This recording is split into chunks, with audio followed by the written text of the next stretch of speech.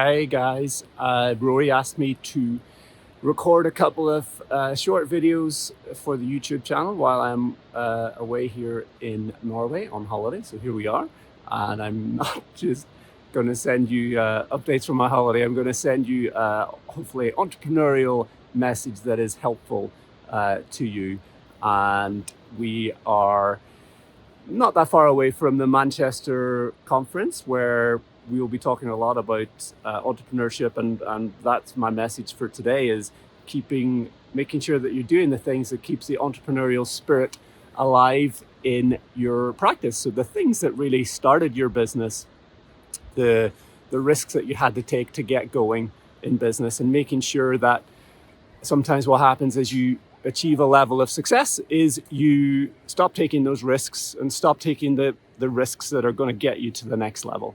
And this isn't about being reckless. This is about taking strategic and well thought out, calculated risks that are necessary to grow. And I think that's really what gets you going in the beginning. The biggest risk you ever take is the risk of opening your practice to start with. So it's important that you keep that spirit alive and keep that skill alive, and are not shying away from taking the choices and the decisions that will allow you and your practice to grow to the next level.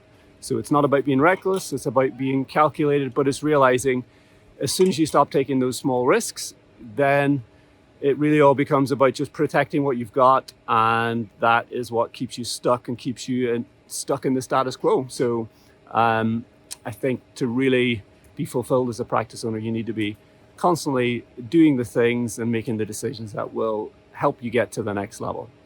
So I'm just about to get on a zip line. I'll flip this around, see if you guys can see it somehow. So yeah, we're just about to do like a couple of kilometer zip line down the valley here. So hopefully I will make it, and hopefully I will see you in Manchester very soon. Thanks. Okay, so talking about entrepreneurial spirit, one of the things that's the trait of an entrepreneur is that you never shy away from challenges.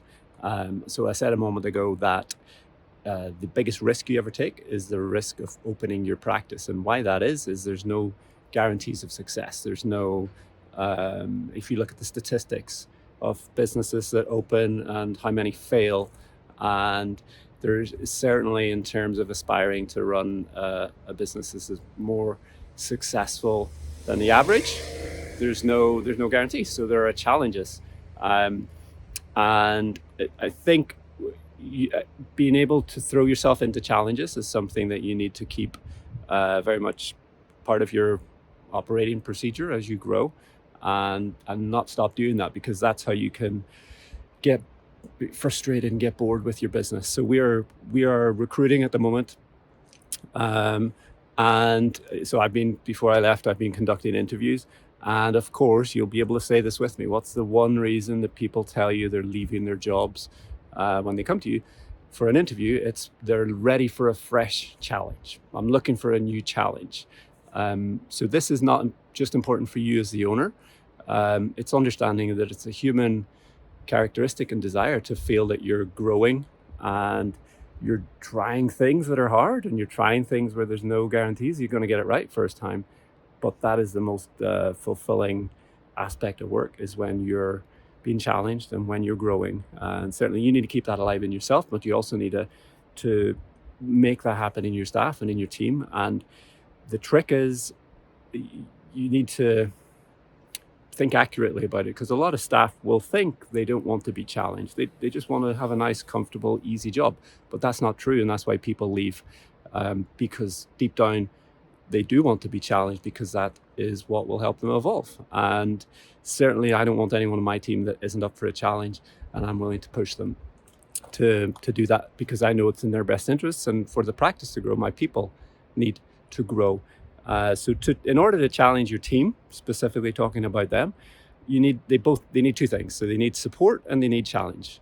So they need to have support from you or from their manager, so that they have the things they need to do their job well, and so that they can learn and grow. But they also need to be challenged. They need to be pushed to grow. You need those two things working in tandem. One without the other doesn't work. Sometimes you can be over supportive where you don't want to do anything to challenge the team members, and it fails. You end up with people that don't grow.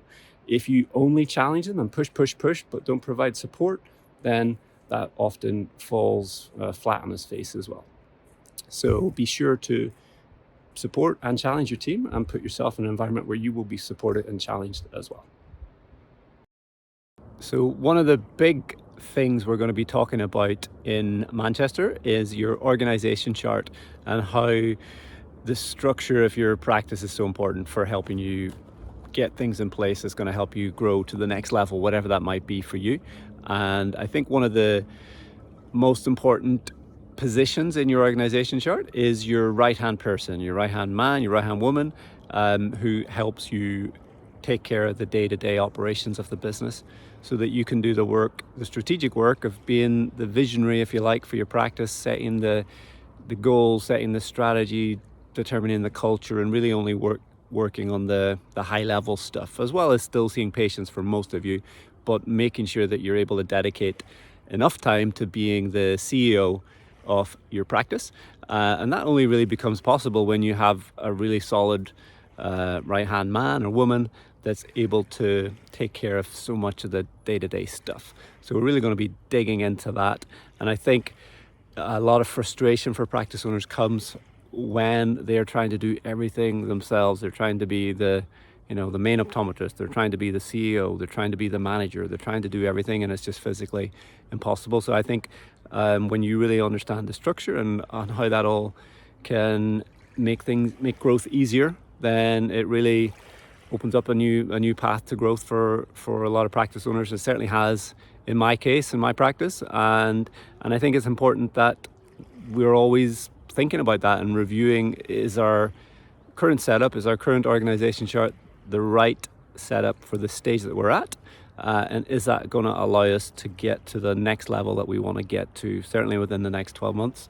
So we're going to be digging into that, but hopefully you can join us in Manchester. If you're not going to be there in Manchester, just take some time and think about the roles in your practice, who's doing what, getting extreme clarity about who does what. And a lot of it is really about the owner getting things off your list, if you like, putting things on your stop doing list, things that you're going to stop doing, that you're not allowed to do, and passing the responsibility further down the line, and allowing your team to take up some slack, but also allowing them the opportunity to grow and take responsibility. So overall, really excited to be seeing you guys in September in Manchester for OSA Live, Scale Up for Success.